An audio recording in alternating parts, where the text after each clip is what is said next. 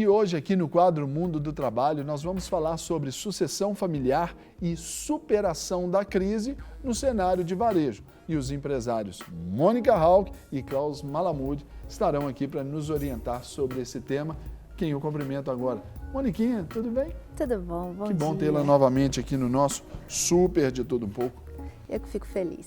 Quarta-feira é bom, né? Ah, é o melhor dia para mim. Eu também gosto muito, com toda certeza. E prazer, Klaus, seja bem-vindo. Deus te abençoe, uma honra tê-lo aqui no nosso programa. A honra e o prazer é todo meu também. E falar desse termo, né? Sucessão familiar e superação de crise no cenário do varejo. O que é isso? Pois é, né? Vamos esmiuçar, começando pela base. É engraçado que essa questão familiar, ela aqui em Minas, ela ainda é mais particular porque a nossa identidade empresarial, corporativa, ela está extremamente ligada a esse padrão de famílias que se perpetuam por gerações no negócio, né? Em alguns países e até em outros estados, essa relação ela é um pouco diferente, mas o mineiro, o empreendedorismo dele, ele é muito arraigado na família. Então, é comum aquela empresa que começa o negócio e o fundador, assim que começa o negócio, ele já pensa naquele negócio como uma herança para os filhos. Aqui nós temos em Minas Gerais bancos assim, Exatamente. Grandes lojas, né, com esse contexto. O nosso estado tem essa característica muito forte e o Brasil de modo geral, né? Em outros países a pessoa funda uma empresa, mas pensando que daqui 15, 20 anos ela vai ser vendida e não vê isso como um legado familiar. Então, até porque eles projetam também essa ideia, por exemplo, dos seus sucessores também construírem ali a sua própria empresa, a sua própria carreira, segundo a sua individualidade. É um traço cultural mesmo. Só que no dia a dia, né, isso é um desafio muito grande, porque embora o fundador ele pense, né, naquele legado, todo fundador ele tem uma característica, ele tem uma forma, né, ele está no meio, né? E hoje o mundo muda tão rápido, então aquilo que deu certo para o pai não necessariamente vai dar certo para o filho. Então, com esse dinamismo da economia, essa sucessão familiar, cada vez mais ela depende do talento e da preparação do sucessor, não é isso? E agora, Mônica, quando você diz também, é uma outra condição que a gente aqui em outros quadros do programa, é uma preocupação até nisso, a questão assim daqueles pais que querem obrigar os filhos a seguirem a sua mesma carreira. Tem que se observar também a questão, peraí, você disse, o pai faz uma coisa e faz bem, não quer dizer que o filho. O pai gosta, o filho não vai gostar.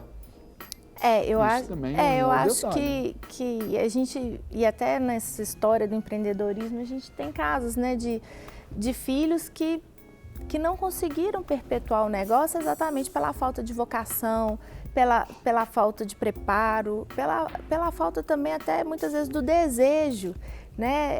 Ele assume uma empresa muito mais para honrar o pai do que para construir sua própria história. Então é um processo delicado, mas a gente conhece vários casos onde a família realmente se envolve, o filho realmente ele assume aquele legado, mas ele assume com paixão, com vocação, e aí a gente percebe que esses sucessores, eles têm um sucesso muito maior no mercado e eles são mais assim adaptáveis aos novos tempos, porque eles estão colocando a energia, o coração, não é nada imposto. E também já pegou uma base pronta, então ele pode até ter a liberdade de criar, de inovar, expandir, crescer, diferentemente do que foi o seu antecessor, o pai normalmente, ou um outro familiar. Né? Eu acho que o Klaus vai poder falar isso muito bem, que você vive, né? Porque... É exatamente. Você é empresário em qual ramo, Klaus? Eu tenho uma rede de lojas de bebês em Belo Horizonte que esse ano completa 50 anos. Olha, que chique. E esse ano a gente está completando a nossa 12ª operação. Há 3 anos o meu pai faleceu. Desde então a gente entrou nessa sucessão familiar e a gente tinha 4 lojas e agora em 3 anos a gente conseguiu abrir e chegar à 12ª unidade. Então o exemplo está posto, né, amor? Mas os desafios que a gente teve para chegar até onde que a gente chegou hoje, não foram e não são fáceis, né? E quais foram, Klaus, assim, na sua percepção, por viver diretamente essa experiência, quais são esses desafios aí nessa sucessão familiar? Herdeiros, vocação, aptidão, o que você enumera? Eu acho que antes da gente falar da sucessão familiar, eu acho que é muito importante a gente ter, quem é dono de empresa e quem é empresário, antes de prever uma sucessão, já prever uma organização da empresa e não ter um preconceito de falar com os filhos, né, com as pessoas que são da família, para trocar uma ideia de como que a gente, para morrer, a gente basta estar vivo. Basta estar vivo. Né? E tem gente que está morrendo que nunca morreu antes. Exatamente.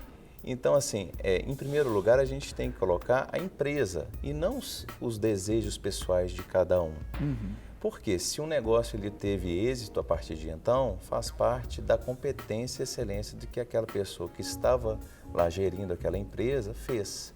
Se depois, ainda em vida, há tempo de se preparar e conversar abertamente entre as partes, a gente ultrapassa muitos obstáculos. Aconteceu com você, Klaus? Aconteceu. Seu pai tratou isso com vocês, chamou vocês, ou você especialmente. Lá são quantos filhos? Lá são 3 filhos, eu sou filho único por parte de mãe e pai, e eu tenho 2 irmãos por parte de pai. Seu pai chamava você e falava, olha filho, é isso, ele já começou a te preparar?